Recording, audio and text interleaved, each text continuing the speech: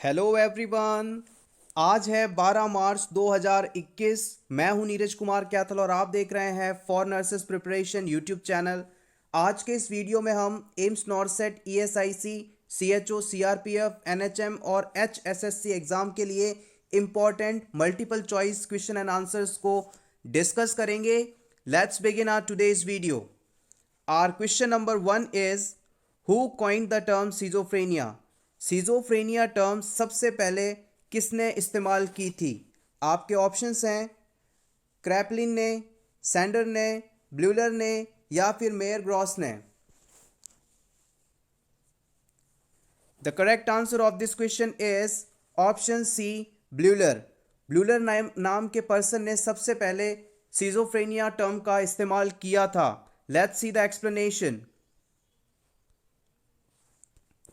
A disorder that affects a person's ability to think, feel and behave clearly is known as schizophrenia. Schizophrenia disease condition में person की सोचने की क्षमता, महसूस करने की क्षमता और उसका बिहेवियर तीनों में बदलाव आ जाता है। पर्सन ना तो सही तरीके से सोच पाता है, ना उसे कुछ महसूस हो पाता है, ना ही उसका बिहेवियर दूसरे लोगों के लिए सही होता है। ये सभी सिचुएशंस या कंडीशंस सीजोफ्रेनिया के पेशेंट को देखने को मिलती है।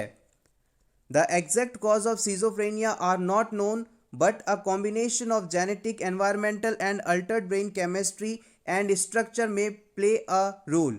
सीजोफ्रेनिया का एग्जैक्ट कॉज क्या है इसके बारे में आज तक हम नहीं पता कर पाए हैं, लेकिन कुछ जेनेटिक फैक्टर्स, कुछ एनवायरमेंटल फैक्टर्स, किसी पर्सन की ब्रेन में केमिकल के अंदर डिसबैलेंस और ब्रेन की स्ट्रक्चर में परिवर्तन, इन चारों कारणों से भी पर्सन में सिजोफ्रेनिया डिजीज होने की संभावना रहती है। पर्सन में जेनेटिक कॉजेस की वजह से सिजोफ्रेनिया हो सकता है, एनवायरमेंटल फैक्टर्स की वजह से सिजोफ्रेनिया हो सकता है, पर्सन के ब्रेन में केमिकल डिस्टर्बेंस हो जाए तो पर्सन को सिजोफ्रेनिया हो सकता है, या फिर उसके ब्रेन की स्ट्रक्चर या यूं कहें एनाटॉमी अगर बिगड़ जाए तो उससे भी पर्सन सिजोफ्रेनिया से ग्रसित हो सकता है। Paul Eugen Bleuler was the Swiss psychiatrist. He coined many psychiatric terms such as schizophrenia, schizoid and autism. Paul Eugen Bleuler ये स्विस साइकाइट्रिस्ट थे जिन्होंने सबसे पहले सिजोफ्रेनिया, सिजोइड और ऑटिज्म इन तीनों टर्म्स का इस्तेमाल किया था। इस क्वेश्चन में आपसे पूछा गया था कि सिजोफ्रेनिया टर्म का इस्तेमाल सबसे पहले किसने किया था, तो याद रखिएगा पॉल यूगन ब्लूलर। पॉल यूगन ब्लूलर, ज़्यादातर एग्जाम में आपको खाली ब्लूलर देखने को मिलेगा। इनका पूरा नाम है पॉल यूगन ब्लूलर, जो कि एक स्विस साइकाइट्रिस्ट थे जिन्होंने सिजोफ्रेनिया के साथ साथ सिजोइड और ऑटिज्म दो और टर्म्स को भी बताया था। Question number 2, a specific mask used for preventing H1N1 is. H1N1 से बचाव हेतु निम्न में से कौन सा मास्क उपयोग करेंगे?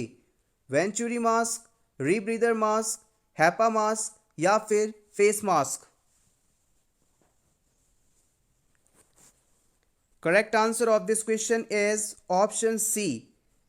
H1N1 से बचाव हेतु हम हैपा मास्क का इस्तेमाल करेंगे। Let's see the explanation. H1N1 से बचाव हेतु जो हैपा मास्क इस्तेमाल हम करते हैं उसका फुल फॉर्म होता है high efficacy particulate air filter respirator. High efficacy particulate air filter respirator. It is a device with a replaceable filter that reduces particulate matter more effectively than simple isolation mask. HEPA mask या high efficacy particulate air filter respirator mask एक ऐसा device है जिसमें आप filter change कर सकते हैं, replace कर सकते हैं फिल्टर्स को, और सिंपल आइसोलेशन मास्क के मुकाबले यह अधिक प्रभावी माना जाता है। Question number 3, a nurse reviews the electrolyte value of a client with heart failure. Notice that potassium level is low and notifies the healthcare provider. Nurse किसी पर्सन में इलेक्ट्रोलाइट वैल्यूज को चेक कर रही हैं और वो पर्सन हार्ट फेलियर से ग्रसित है। उसके अंदर नर्स पाती है कि पोटेशियम का लेवल कम है और इसकी सूचना वो हेल्थ केयर प्रोवाइडर या डॉक्टर को देती है। The health care provider prescribes a dose of intravenous potassium chloride. ऐसी सिचुएशन में health care provider potassium chloride को एडमिनिस्टर करने के लिए कहता है, when administering the IV potassium chloride which action should the nurse take. Potassium chloride यानी KCl को आईवी एडमिनिस्टर करते समय नर्स के द्वारा किन बातों का ख्याल रखना चाहिए? आपके ऑप्शंस हैं, option 1 inject it as a bolus, KCl को आप एज अ बॉलस एडमिनिस्टर करें, या फिर use a filter in IV line, IV line में फिल्टर का इस्तेमाल करते हुए KCl को एडमिनिस्टर करें, या फिर डाइल्यूट इट पर मेडिकेशन इंस्ट्रक्शन, KCl को डॉक्टर द्वारा प्रिस्क्राइब्ड इंस्ट्रक्शंस के अनुसार आपको डाइल्यूट करना है और फिर पर्सन में इंजेक्ट करना है, या फिर apply cool compression to the IV site during administration. KCl administer करते समय आपको जो आईवी साइट है जहां से आप एडमिनिस्टर कर रहे हैं वहां पर कूल कंप्रेशन देना है। काफी इंपॉर्टेंट क्वेश्चन है। The correct answer of this question is option 3 dilute it पर मेडिकेशन इंस्ट्रक्शन।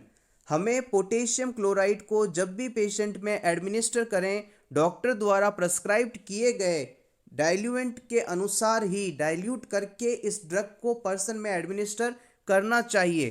पोटेशियम हार्ट के लिए बहुत ही ज़रूरी और बहुत ही खतरनाक सब्सटेंस है। इसकी कमी या इसकी अधिकता पर्सन के लिए लाइफ थ्रेटनिंग तक हो सकती है। तो जब भी आप पोटेशियम क्लोराइड को किसी पर्सन में एडमिनिस्टर करें विदाउट डाइल्यूटेड, कभी भी इसे आप एडमिनिस्टर ना करें। मोस्टली इसका एडमिनिस्ट्रेशन इन्फ्यूजन पंप के द्वारा किया जाता है या फिर बहुत ही स्लो किया जाता है। Let's see the explanation. Potassium chloride is very irritating to vein and must be diluted to prevent phlebitis and administered using IV pump। Potassium chloride यानी KCl एक बहुत ही इरिटेटिंग ड्रग है जो कि आपकी वेन्स को इरिटेट कर सकती हैं और इसकी वजह से फ्लेबाइटिस तक हो सकता है। पोटेशियम क्लोराइड को IV पंप की सहायता से हमेशा एडमिनिस्टर करना चाहिए। Potassium chloride is never administered as bolus injection. Potassium chloride को आप कभी भी बोलस के रूप में ना इंजेक्ट करें। बोलस का मतलब होता है एक साथ ही तेजी से एडमिनिस्टर करना। ऐसा करने से पर्सन में कार्डियक अरेस्ट हो सकता है। यदि आपने किसी पर्सन के अंदर पोटेशियम क्लोराइड बोलस दे दिया, तेजी से दे दिया, बिना डाइल्यूट किए तेजी से दे दिया, तो ऐसी सिचुएशन में पर्सन को अचानक से कार्डियक अरेस्ट हो जाएगा और वहीं पर पर्सन की डेथ हो जाएगी। Person is no more. So KCl को जब भी आप एडमिनिस्टर करें इस चीज़ का विशेष ख्याल रखें। हॉस्पिटल में जब आप प्रैक्टिस के लिए जाएंगे या फिर ड्यूटी पर जाएंगे तो इस चीज़ का विशेष ख्याल रखिएगा। A filter is not necessary for potassium solution. Potassium solution के लिए फिल्टर की आवश्यकता नहीं होती। Cool compression would consider the blood vessel constrict the blood vessel which could possibly be more irritating to vein. इस ऑप्शन को हमने इसलिए सही नहीं माना था क्योंकि यदि पर्सन को आईवी साइट पर कूल कंप्रेशन देंगे तो इसकी वजह से वहाँ की जो ब्लड वेसल्स हैं वो और सिकुड़ जाएंगी, कॉन्स्ट्रिक्ट हो जाएंगी, जिसकी वजह से इस ड्रग से वहाँ पर इरिटेशन या फ्लेबाइटिस तक हो सकता है। एक इंपॉर्टेंट पॉइंट है, after adding potassium to an intravenous solution rotate and invert the solution back to ensure that the potassium is distributed evenly throughout the IV solution। जब कभी भी आप पोटेशियम क्लोराइड को किसी भी IV सॉल्यूशन के अंदर मिक्स करते हैं, डालते हैं, तो उस IV बैग को या सॉल्यूशन बैग को आपको अलग अलग डायरेक्शन में मूवमेंट करवाना चाहिए, रोटेट करवाना चाहिए, इन्वर्ट करना चाहिए, जिससे कि जो पोटेशियम क्लोराइड है वो कंप्लीटली अच्छे तरीके से उस सॉल्यूशन बैग में मौजूद सॉल्यूशन से मिक्स हो जाए। Question number 4, which of the following condition is a medical emergency that can be fatal. निम्न में से कौन सी सिचुएशन मेडिकल एमरजेंसी मानी जाएगी जिसकी वजह से पर्सन की डेथ तक हो सकती है? Option A acute epiglottitis, option B laryngopneumonitis, option C chronic asthma, option D cystic fibrosis. The correct answer of this question is option A, acute epiglottitis. यदि किसी पर्सन में acute epiglottitis हुआ है, अचानक से उसके एपिग्लॉटस में सूजन आ गई है, तो इसे हम एक मेडिकल इमरजेंसी मानेंगे और इसका यदि प्रॉपर ट्रीटमेंट नहीं किया गया, समय पे ट्रीटमेंट नहीं किया गया, तो पर्सन की डेथ तक हो सकती है. Let's see the rational. Acute epiglottitis, a rapidly progressive infection causing inflammation of epiglottitis. किसी पर्सन में एपिग्लॉटिस में यदि इन्फेक्शन हो जाए और इस इन्फेक्शन के कारण वहाँ पर इन्फ्लामेशन हो जाए, तो इस सिचुएशन को एक्यूट एपिग्लॉटाइटिस के नाम से जानते हैं. एपिग्लॉटाइटिस क्या है? The flap that covers the trachea. हमारे माउथ में जब हम माउथ का इनर पार्ट मुंह खोल के देखते हैं तो वहाँ पर एक स्ट्रक्चर लटकी हुई रहती है, इसे ही हम एपिग्लॉटिस कहते हैं. It is a flap that covers trachea. ये एक ढक्कन की तरह होता है जो कि ट्रैकिया के ऊपर रहता है, ट्रैकिया को कवर करके रखता है. इसी की वजह से हमारा खाना या पानी इस ट्रैकिया या रेस्पिरेटरी रूट में नहीं जाता. हम जब भी खाना खाते हैं, पानी पीते हैं, तो इस एपिग्लॉटिस के द्वारा इस ट्रैकिया को कवर कर लिया जाता है और हमारा खाना रेस्पिरेटरी ट्रैक्ट में ना जाकर डाइजेस्टिव ट्रैक्ट में जाता है. And tissues around the epiglottitis may lead to abrupt blocking of the upper airway and death. यदि पर्सन में अचानक से एपिग्लॉटिस में सूजन आ जाए तो ट्रैकिया को या अपर रेस्पिरेटरी ट्रैक्ट को इसके द्वारा कंप्लीटली ब्लॉक कर दिया जाएगा. सांस नहीं अंदर जा पाएगी, हवा अंदर नहीं जा पाएगी, ऑक्सीजन अंदर नहीं जा पाएगी और इस वजह से पर्सन की तुरंत डेथ हो सकती है. सो ऑलवेज रिमेंबर, यदि किसी पर्सन के एपिग्लॉटिस के अंदर सूजन है तो आपको तुरंत उस पर्सन को अटेंशन देना है और उसके एपिग्लॉटिस का ट्रीटमेंट और एपिग्लॉटाइटिस का ट्रीटमेंट करना है. Otherwise this can be a fatal condition. In infection it usually caused by bacteria. Acute epiglottitis situation का मुख्य कॉज बैक्टीरिया को माना जाता है. अगली टर्म हम देखते हैं सिस्टिस फाइब्रोसिस. सिस्टिक फाइब्रोसिस क्या है? An inheritant life threatening disorder that damages lungs and digestive system. Cystic fibrosis एक इनहेरिटेड अनुवांशिक लाइफ थ्रेटनिंग कंडीशन है जो कि फेफड़ों और डाइजेस्टिव सिस्टम को प्रभावित करता है. सिस्टिक फाइब्रोसिस डिजीज कंडीशन में पर्सन के लंग्स और डाइजेस्टिव सिस्टम प्रभावित होते हैं. यह भी एक लाइफ थ्रेटनिंग कंडीशन है. Cystic fibrosis affects the cell that produce mucus, sweat and digestive juices. Cystic fibrosis disease condition में आपकी ऐसी सेल्स प्रभावित होती हैं जो कि आपके शरीर में म्यूकस, पसीना और डाइजेस्टिव जूस का निर्माण करती हैं. It causes these fluids to become thick. और जब जिस पर्सन में सिस्टिक फाइब्रोसिस डिजीज कंडीशन होती है उनके अंदर ये सभी जो फ्लूइड हैं ये थिक हो जाते हैं, गाढ़े हो जाते हैं और स्टिकी हो जाते हैं, चिपचिपे हो जाते हैं. Then they plug tube, duct and पासेजवेज.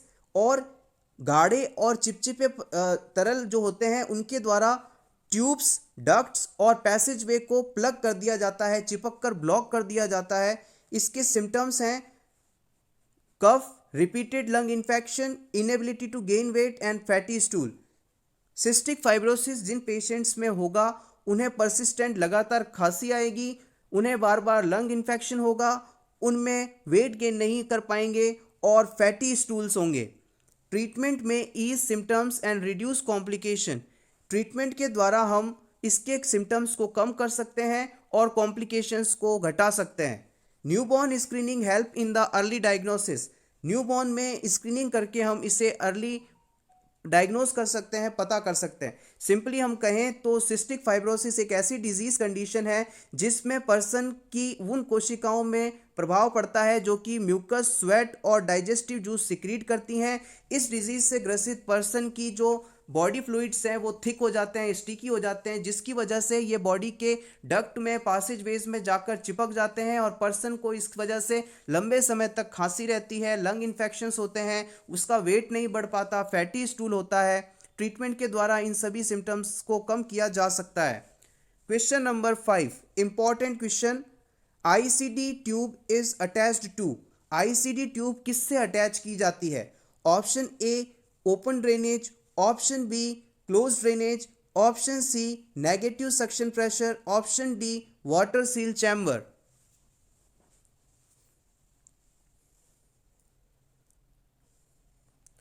The correct answer of this question is option D water seal chamber। ICD tube या फिर इंटरकोस्टल ड्रेनेज ट्यूब को हम वाटर सील चैम्बर से कनेक्ट करते हैं। Let's see the explanation.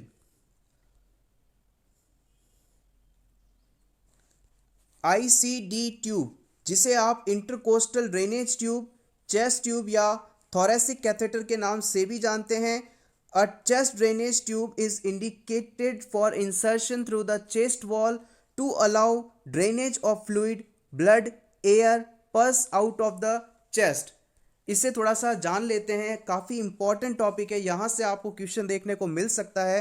हमारे ये हमारे फेफड़े हैं, लंग्स हैं, और इन फेफड़ों के ऊपर एक लेयर पाई जाती है, और इन दोनों लेयर्स, फेफड़ों और इस लेयर के बीच का जो स्पेस होता है, इसे हम प्लूरल स्पेस कहते हैं।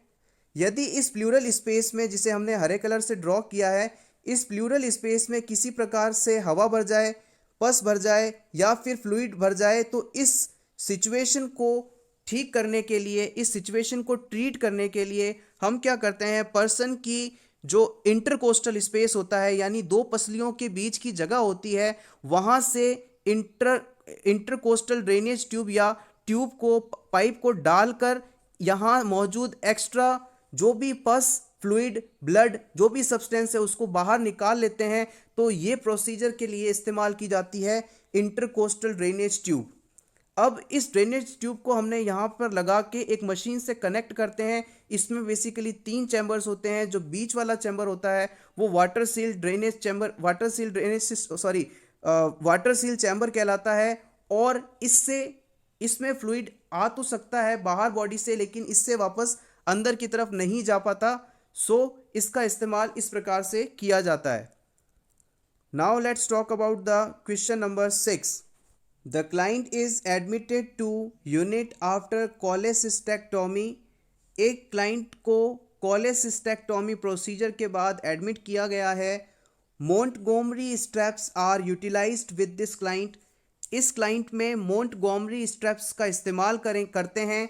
The nurse is aware that Montgomery straps utilized to this client because, nurse जानती है या हम जानते हैं कि मोंटगोमरी स्ट्रैप्स का इस्तेमाल क्यों किया जाता है।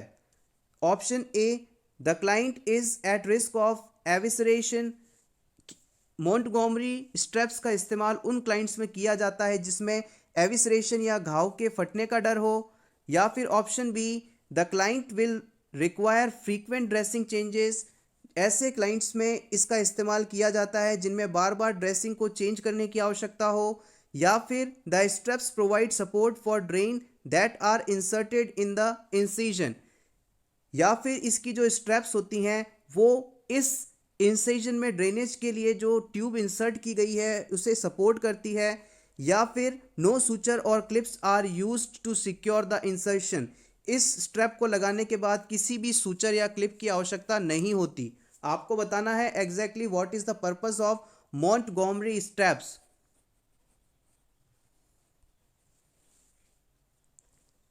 The correct answer of this question is option B. The client will require frequent dressing change. ऐसे पेशेंट्स जिनमें बार बार ड्रेसिंग को चेंज करने की आवश्यकता होती है उनमें मोंटगोमरी स्ट्रैप्स का इस्तेमाल किया जाता है। Let's see the rational. Montgomery straps are used to secure dressings that require frequent dressing changes because the client will with a cholecystectomy usually has a large amount of drainage on the dressing. cholecystectomy procedure जिस भी client में होता है उनके अंदर surgery के बाद, procedure के बाद बार बार बहुत ज़्यादा मात्रा में फ्लूइड निकलता है, लिक्विड निकलता है। तो बार बार जो ड्रेसिंग इस घाव को कवर करे हुई है उसके वो भीग जाती है, गीली हो जाती है, और इस वजह से हमें बार बार उनकी ड्रेसिंग्स को चेंज करना पड़ता है। और इस प्रोसीजर में किसी प्रकार की दिक्कत ना हो इस वजह से मोंटगोमरी स्ट्रैप्स का इस्तेमाल किया जाता है। Montgomery straps are also used for clients who are allergic to several types of tape. Montgomery straps को इस्तेमाल करने का एक कारण यह भी हो सकता है कि यदि पेशेंट में किसी प्रकार की टेप से एलर्जी है, एडेसिव्स जो चिपकाने के लिए इस्तेमाल होते हैं उनसे एलर्जी है, तो उनके अंदर भी मोंटगोमरी स्ट्रेप्स का इस्तेमाल कर सकते हैं. This client is not at higher risk of evisceration than other clients, so answer is A is incorrect. इस क्लाइंट के अंदर एविसरेशन होने की संभावना नहीं है, इस वजह से इस ऑप्शन को हमने गलत माना है. Montgomery straps are not used to secure the drains, so answer C is incorrect. Drains को सिक्योर करने के लिए भी इसका इस्तेमाल नहीं किया जाता. Suture or clips are use to secure the wound of the client who has had gallbladder surgery, so answer D is incorrect. Suture or clips का इस्तेमाल गॉल ब्लैडर सर्जरी जिन पेशेंट्स के अंदर होती है उनमें किया जाता है, सो इस वजह से भी हमने इस ऑप्शन को सही नहीं माना है. नेक्स्ट हम बात करते हैं क्वेश्चन नंबर 7 की. An adult client is admitted with a diagnosis of left sided congestive heart failure, which assessment finding would most likely to be present. बहुत इंपॉर्टेंट क्वेश्चन है, मोस्ट इंपॉर्टेंट लगा लीजिए आप इस क्वेश्चन को. यदि कोई पर्सन है जिसमें left sided congestive heart failure देखने को मिला है, left sided congestive heart failure किसी पेशेंट के अंदर देखने को मिला है, तो इस सिचुएशन के अंदर आपको कौन से साइन एंड सिम्टम मुख्य रूप से देखने को मिलेंगे. ऑप्शन ए डिस्टेंडेड नेक वेन्स, उसके गले में जो वेन्स पाई जाती है वो डिस्टेंड हो जाएंगी, फूल जाएंगी. या फिर पर्सन में सांस लेने में दिक्कत होगी, डिस्पनिया होगा, डिफिकल्टी इन ब्रीथिंग होगी. या फिर पर्सन में हिपैटोमेगैली होगा. या फिर पर्सन में पिटिंग एडिमा होगी. The right answer of this question is option 2 dyspnoea. हमेशा आप इस चीज को याद रखिएगा, लेफ्ट साइडेड हार्ट फेलियर जब कभी भी किसी पर्सन के अंदर हो तो उसके जो भी सिम्टम्स होंगे ज़्यादातर लंग्स से रिलेटेड होंगे, और right sided heart failure condition के अंदर पर्सन के अंदर जो सिम्टम्स होंगे वो जनरली हार्ट से संबंधित होंगे. हार्ट फेलियर होता है हार्ट बॉडी की आवश्यकता के अनुसार शरीर में हार्ट के द्वारा ब्लड पंप ना कर पाना हार्ट फेलियर कहलाता है. हार्ट ब्लड पंप करने में फेल हो जाता है, इसे ही आप हार्ट फेलियर कहते हैं. और ये दो प्रकार का होता है, लेफ्ट साइड हार्ट फेलियर और राइट साइड हार्ट फेलियर. तो कभी भी आपसे एग्जाम में पूछा जाए कि भाई लेफ्ट साइड हार्ट फेलियर के सिम्टम्स क्या हैं, तो याद रखिएगा L for left, L for lungs. Left side heart failure में लंग्स से संबंधित सिम्टम्स आएंगे. और इस ऑप्शन में भी आप देख लीजिए, ऑप्शन 2 को यानी डिस्पनिया को, सांस लेने में तकलीफ होने को हमने राइट माना है. और राइट साइड हार्ट फेलियर में ज़्यादातर जो सिम्टम्स होंगे हार्ट से रिलेटेड होंगे. आप चाहें तो इसका स्क्रीनशॉट ले सकते हैं आपके रिवीजन के लिए if you want. Okay, let's see the explanation. Dyspnea occurs with left side heart failure. Distended neck veins, hepatomegaly and pitting edema are the sign of right heart failure. Dyspnea left side heart failure से संबंधित है. बाकी distension of neck veins, hepatomegaly और pitting edema ये सभी आपको right side heart failure में देखने को मिलेगा. Question number 8. Most common post-operative psychiatric condition is. Post-operative most common psychiatric condition आपसे पूछी जा रही है. Depression, schizophrenia, mania, delirium. The correct answer is option D delirium. Delirium को हम most common post operative psychiatric condition मानते हैं. Delirium. Friends, अगर आपको ये वीडियो अच्छा लग रहा हो तो प्लीज़ इस वीडियो को लाइक कर दीजिए. अगर आप पहली बार इस वीडियो को देख रहे हैं तो हमारे चैनल फॉर नर्सेस प्रिपरेशन को ज़रूर सब्सक्राइब कर लें, बिकॉज नर्सिंग कम्पिटिटिव एग्जाम्स के लिए इस चैनल पर रेगुलर हम multiple choice question and answers की वीडियो अपलोड कर रहे हैं. और हमें विश्वास है कि इन क्वेश्चन एंड आंसर्स की मदद से आपका एग्ज़ाम में स्कोर ज़रूर बूस्टअप होगा. आप चाहें तो इस वीडियो को, इस चैनल को अपने दोस्तों के साथ शेयर भी कर सकते हैं. Please click upon the like button. Thank you. Now let's talk about the question number 9. An individual whose blood group type is B may in emergency donate blood to a person whose blood type is. एक person जिसका blood group है B और emergency situation के अंदर वो कौन से blood group वाले पर्सन को ब्लड डोनेट कर सकता है, इस क्वेश्चन का आंसर तो आप सभी को आना ही चाहिए। ए और बी, ए बी और ए और ओ, ए बी और बी।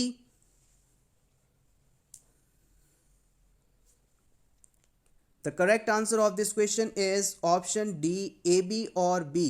यदि किसी पर्सन का, यदि आपका ब्लड ग्रुप ओ है तो इमरजेंसी सिचुएशन के अंदर आप ए बी और ओ ब्लड ग्रुप वाले व्यक्ति को ब्लड डोनेट कर सकते हैं, ब्लड दे सकते हैं।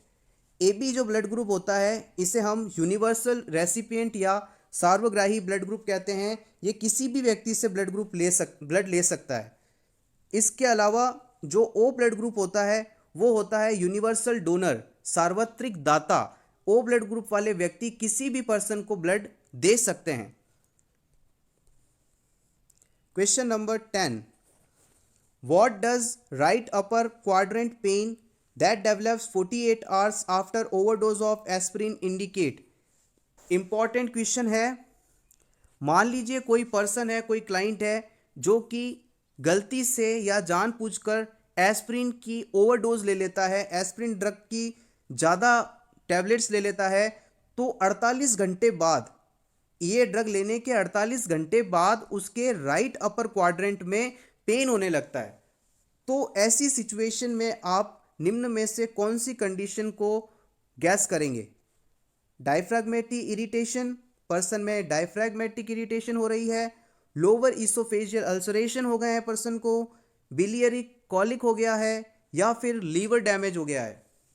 एस्पिरिन बहुत इंपॉर्टेंट ड्रग है और यदि इसकी ओवरडोज हो जाए तो क्या होगा 48 घंटे की ड्यूरेशन पर?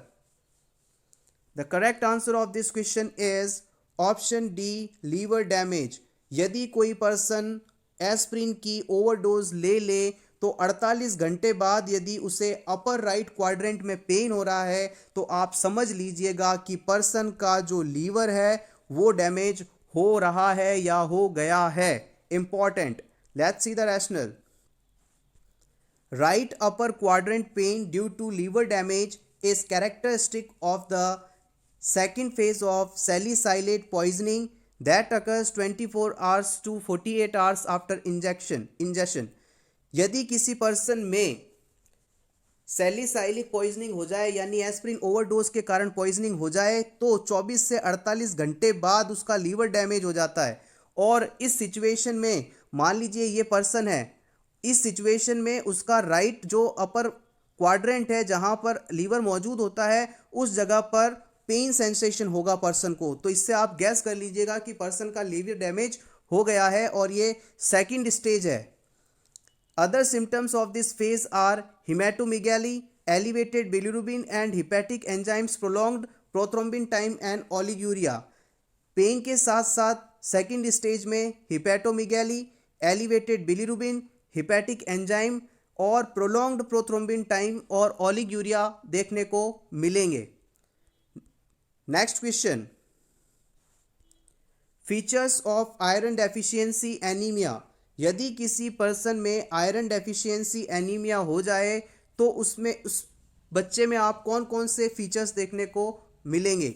Option A weight loss, option B decrease in muscle strength, option C decrease activity level, option D both B and सी।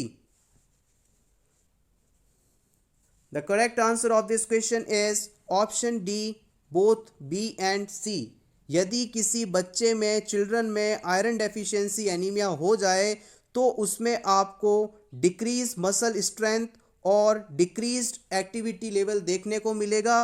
बच्चे की जो मसल्स की ताकत है वो कम हो जाएगी और बच्चा खेलना कूदना भी कम कर देगा, उसकी एक्टिविटी का भी डिक्रीज हो जाएगा।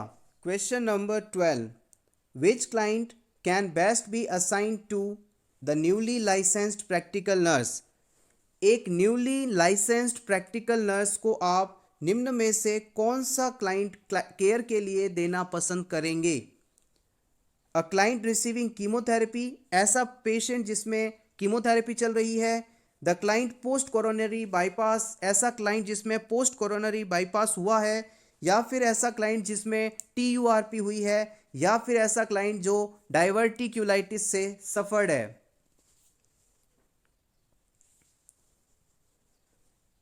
The right answer of this question is option D, the client with diverticulitis। ऐसा व्यक्ति या क्लाइंट जिसमें डाइवर्टिक्यूलाइटिस है, इन 4 ऑप्शंस के अनुसार हम नई नर्स को उस क्लाइंट की केयर देना पसंद करेंगे। Let's see the rational. The best client to assign a newly licensed nurse is most stable client in the case it is the client with diverticulitis। हम नए स्टाफ को या नई नर्स को ऐसा क्लाइंट देना चाहेंगे जो कि अभी बिल्कुल स्टेबल है, उसमें किसी भी तरह की प्रॉब्लम नहीं है, और इन 4 ऑप्शंस में डाइवर्टिक्यूलाइटिस का पेशेंट सबसे स्टेबल माना जाएगा। The client receiving chemotherapy and the client with coronary bypass both need nurse experienced in these areas, so answer A and B are incorrect। जिन पेशेंट्स में कीमोथेरेपी चल रही है या फिर कोरोनरी बाईपास जिसमें हुआ है, इस प्रकार के क्लाइंट की केयर करने के लिए एक्सपीरियंस नर्स की हमें आवश्यकता होगी, इसलिए हम इन ऑप्शंस को सही नहीं मानेंगे। Answer D is incorrect because the client with a transurethral prostatectomy might bleed, so this client should be assigned to a nurse who knows how much bleeding is within normal limits।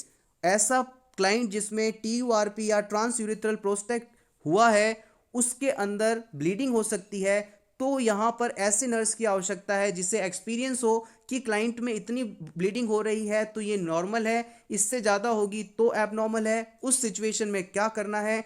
इस तरह के client को manage करने के लिए experience nurses की आवश्यकता होती है, इसलिए हम इस प्रकार का क्लाइंट उस न्यूली लाइसेंस्ड नर्स को नहीं देना चाहेंगे। Question number 13, in hypotension which fluid is provided. यदि किसी पर्सन के अंदर हाइपोटेंशन सिचुएशन हो रही है, यानी उसका ब्लड प्रेशर डिक्रीज हो रहा है, तो आप कौन सा फ्लूइड देना पसंद करेंगे। Important question. Dextrose 10%, normal saline, Ringer lactate, NS 3%। The right answer of this question is option C, we will give him Ringer lactate. Hypotension के पेशेंट में हम स्टार्टिंग में रिंगल लैक्टेट का उपयोग करना बेहतर मानेंगे। Question number 14, the purpose of lymph node is to trap. Lymph node के द्वारा किसको ट्रैप किया जाता है या पकड़ा जाता है। एक्चुअली ट्रैप का मतलब होता है किसी भी चीज़ को जाल में फंसाना। तो हमारे शरीर में जो लिम्फ नोड्स होती हैं वो बॉडी में आए हार्मफुल सब्सटेंस को ट्रैप करने का, पकड़ने का काम करती हैं और फिर उसे डिस्ट्रॉय करती हैं। तो एक्चुअल में आपसे यहाँ पूछा जा रहा है कि एंटीजन को ट्रैप करेंगी, मैक्रोफेजेस को करेंगी, हॉर्मोन्स को करेंगी या फिर RBC को करेंगी। लिम्फ नोड किसको ट्रैप करेंगी। The right answer of this question is option A, antigen.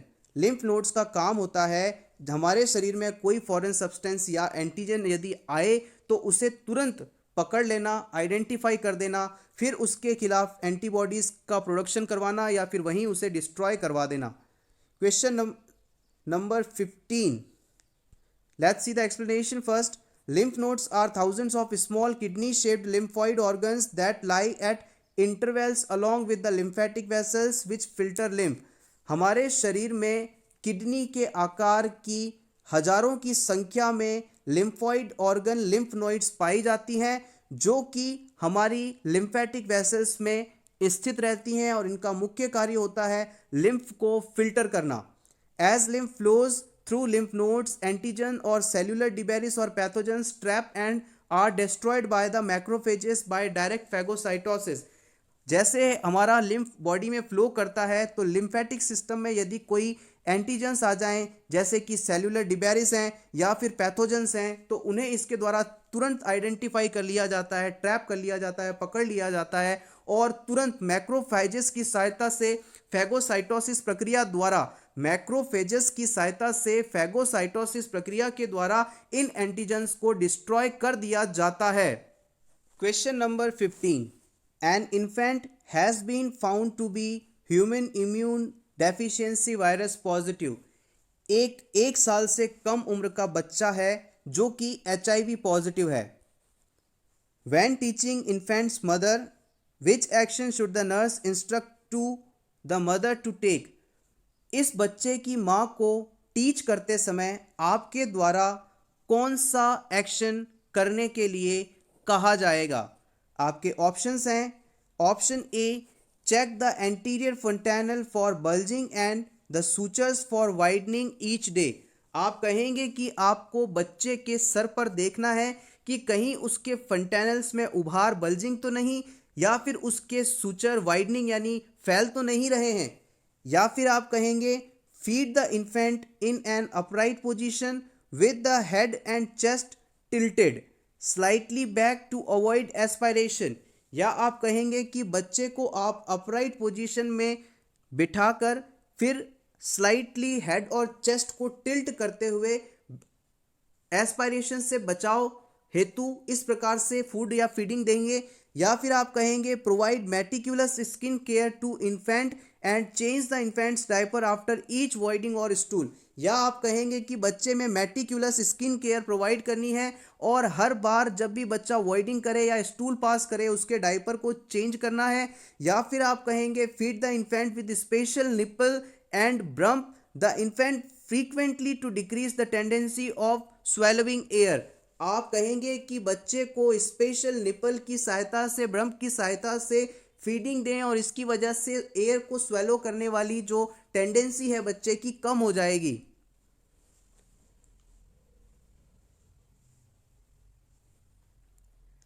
The correct answer of this question is option 3. Provide meticulous skin care to the infant and change the infant's diaper each every voiding or stool। हमें बच्चे को meticulous skin care देनी है, complete skin care करनी है और बच्चे में हर वॉइडिंग और स्टूल पास के बाद में उसके डायपर को बदलना है। यहाँ पर ये ऑप्शन सही माना जाएगा। Let's see the rational.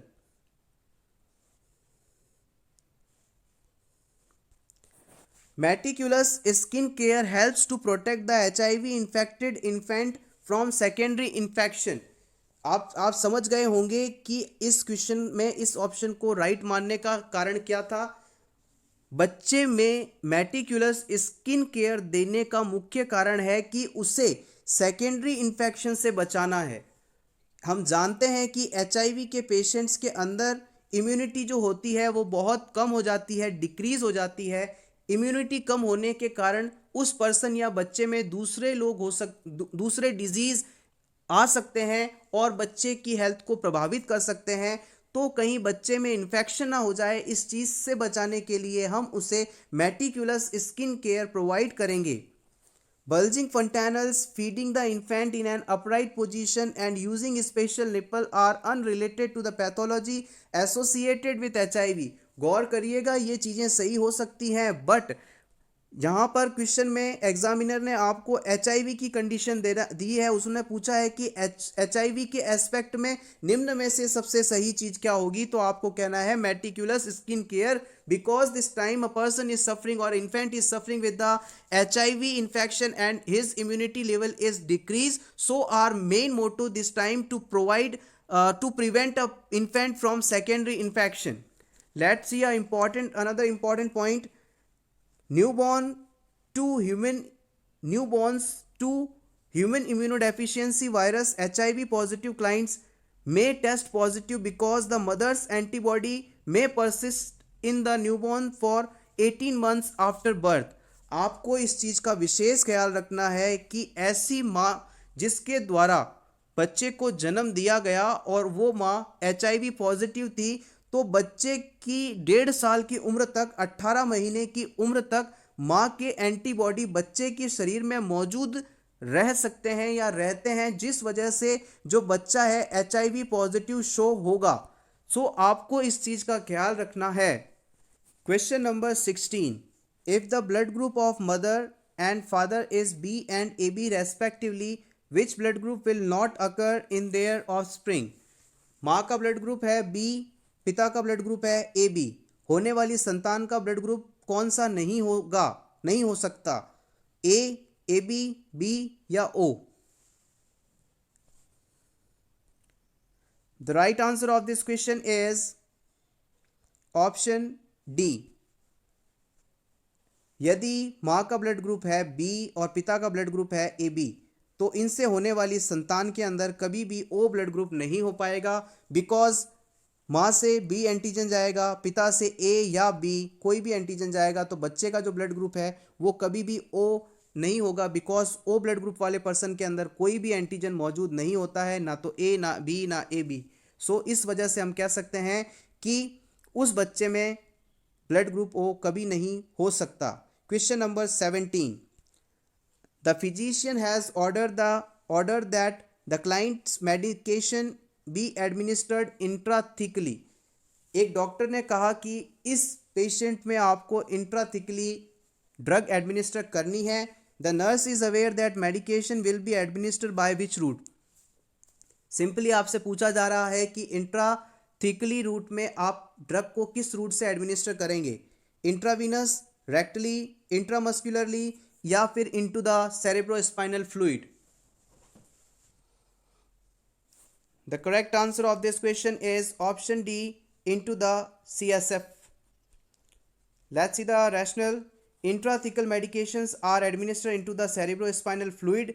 This method of administering medication is reserved for the client with metastasis, the client with chronic pain and the client with cerebrospinal infection. इस रूट का इस्तेमाल हम ऐसे क्लाइंट्स में करते हैं जिनमें मेटास्टेसिस हो रहा है, क्रॉनिक पेन मौजूद है या फिर सेरिब्रोस्पाइनल फ्लूइड इन्फेक्शन हो रखा हो। Answer A B C are incorrect because intravenous, rectal and intramuscular injections are entirely different procedure. Question number 18, all the following are signs of anemia in a patient except. सभी नीचे बताए गए सभी anaemia के science हैं एक को छोड़कर, yellowness of skin, tachycardia, dyspnoea of exertion, lethargy. The right answer of this question is option A, yellowness of skin. Anaemia patient में कभी भी आपको येलोनेस ऑफ स्किन नहीं देखने को मिलेगा। Don't be confuse, let's see the rationale. आपको यहां से ये चीज क्लियर हो जाएगी। Yellowness of skin occurs into hyper bilirubinaemia. Skin का पीलापन हाइपर बिलीरुबिनीमिया के कारण होता है। In anaemia skin become paler, lack of colour not yellow. Anaemia जिन पेशेंट्स के अंदर होगा उनकी स्किन जो है वो पेलर हो जाएगी, और पेलर का मतलब होता है लैक ऑफ कलर, यानी उनकी स्किन में किसी भी प्रकार का कलर नहीं होगा, लैक ऑफ कलर। और येलोनेस या येलो आपको हाइपर बिलीरुबिनीमिया कंडीशन यानी जॉन्डिस में देखने को मिलेगी। Question number 19, a client is placed on stretcher and restrained with straps while being transported to the X-ray department. एक क्लाइंट को आप स्ट्रेचर के ऊपर लेकर, स्ट्रेचर से लेकर एक्सरे के लिए जा रहे हैं और स्ट्रेप्स द्वारा उसे आपने रेस्ट्रेंट किया हुआ है। A straps breaks and the client falls to the floor, sustained a fractured arm. रास्ते में अचानक जो स्ट्रैप है वो टूट जाती है और इस कारण जो क्लाइंट है वो नीचे गिर जाता है और उसके हाथ में फ्रैक्चर हो जाता है। Later the client shows the strap to the nurse manager stating, see the strap is worn just at the spot where it snapped, what is the nurse accountability regarding this incidence. इस घटना के बाद nurse manager को इस पूरी जो घटना घटी है इसके बारे में क्लाइंट द्वारा बताया जाता है और वो स्ट्रैप भी दिखाई जाती है। तो इस सिचुएशन में नर्स की क्या जिम्मेदारी बनती है इस इंसिडेंट के ऊपर? Option 1, exempt from any law suit because of the doctrine and respondent superior. Nurse की इसमें कोई जिम्मेदारी नहीं, इसके लिए सभी प्रकार से डॉक्टर और सुपीरियर रेस्पोंडेंट जिम्मेदार होंगे। या फिर totally responsible for the obvious negligence because of failure to report defective equipment. Nurse को इस घटना के लिए हम पूरी तौर पे जिम्मेदार मानेंगे बिकॉज उन्होंने डिफेक्टिव इक्विपमेंट में डिफेक्ट होने की सूचना हॉस्पिटल को नहीं दी। या फिर liable along with the employer for mis application of equipment for use or defective equipment that harms the client. या फिर नर्स को हम जिम्मेदार मानेंगे, कंप्लीटली जिम्मेदार मानेंगे बिकॉज उन्होंने इक्विपमेंट को सही तरीके से अप्लाई नहीं किया, उपयोग नहीं किया और डिफेक्टिव इक्विपमेंट को इस्तेमाल किया जिससे कि क्लाइंट को हार्म हो गया, या फिर exonerated because only the hospital as principal employer is responsible for the quality and maintenance of equipment. Nurse पर कोई ब्लेम नहीं आएगा, सारा ब्लेम हॉस्पिटल और प्रिंसिपल एम्प्लॉय या बड़े अधिकारियों पर जाएगा बिकॉज उन्होंने जो इक्विपमेंट्स हैं उनकी क्वालिटी और मेंटेनेंस पर ध्यान नहीं दिया. The right answer of this question is option 3. Labile जिम्मेदार along with the employer for misapplication of the equipment, use of defective equipment that harms the client. Nurse को हम यहाँ पर जिम्मेदार मानेंगे बिकॉज उन्होंने इक्विपमेंट को सही तरीके से इस्तेमाल नहीं किया और डिफेक्टिव इक्विपमेंट का इस्तेमाल किया जिसकी वजह से क्लाइंट को नुकसान हुआ. Using a stretcher with worn straps is negligent. This oversight does not reflect the reason of a reasonably prudent Question nurse. Number 20. A failure in the lymphatic system to return body fluids adequately result in. यदि किसी person में lymphatic system fail हो जाए जिसकी वजह से body के fluid adequately return नहीं हो पा रहे हों तो निम्न में से कौन सी सिचुएशन होगी? Swelling of hands and leg, swelling of face and hands, oedema in spleen, swelling of tissues as edema.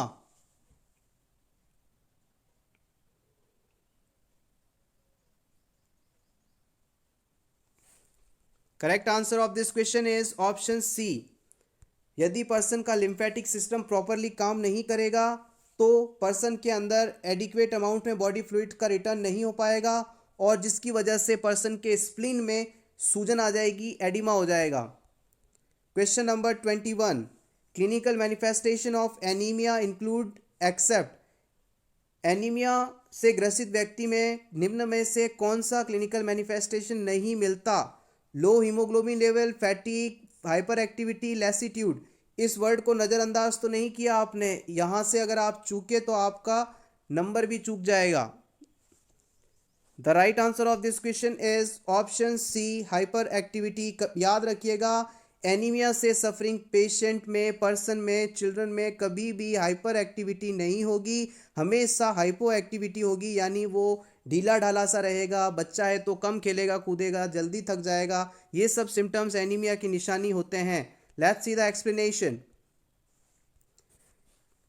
Anaemia के क्लिनिकल मैनिफेस्टेशंस हैं weakness, decrease muscle tone, fatigue, angina pectoris, headache, rapid pulse, rapid breathing, pale skin, mucous membrane और nail bed, lassitude का मतलब होता है exhaustion, and features at the corners of mouth. Activity is decreased into anemia, not increased. Next question. Question number 22. A nurse is teaching a parenting class. Nurse एक parenting class में teach कर रही है. What should the nurse suggest about managing the behavior of young school age children? Nurse के द्वारा young school age children's को manage करने के लिए या फिर उनके बिहेवियर को मैनेज करने के लिए क्या सजेस्ट किया जाएगा? Avoid answering questions, give the child a list of expectations, be consistent about established rules, allow the child to plan the day activities. Correct answer of this question is option 3, be consistent about established rules. आपको आपके द्वारा बनाए गए rules के बारे में consistent रहना है, कंसिस्टेंटली लगातार उन्हें फॉलो करवाना है. इसका रैशनल है because of short attention spasm and distractibility, consistent limit setting is essential towards providing environment that promotes concentration, prevents confusion and minimize conflicts. Young school age childrens के अंदर जो अटेंशन स्पाज्म होता है वो कम होता है, डिस्ट्रैक्टिबिलिटी ज़्यादा होती है और इस सिचुएशन से डील करने हेतु आपने जो भी प्लान बनाए हैं, जो भी रूल्स स्टैब्लिश किए हैं, उन्हें कंसिस्टेंटली फॉलो करने के लिए कहना होगा। Should be answered but the question should not be judgemental. हमें बच्चों के क्वेश्चंस का जवाब देना चाहिए। A list of expectation may be overwhelming at this age. बच्चों से इस उम्र में एक्सपेक्टेशंस ओवरवॉल्मिंग मानी जाएंगी। Parents not to assist children with routine task.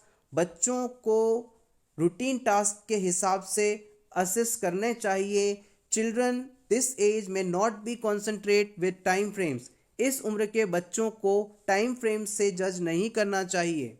So everyone, ये था हमारा आज का video.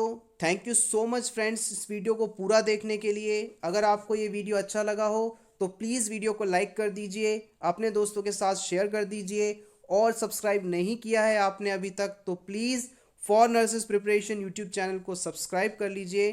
Thank you so much once again and all the best for your all exams.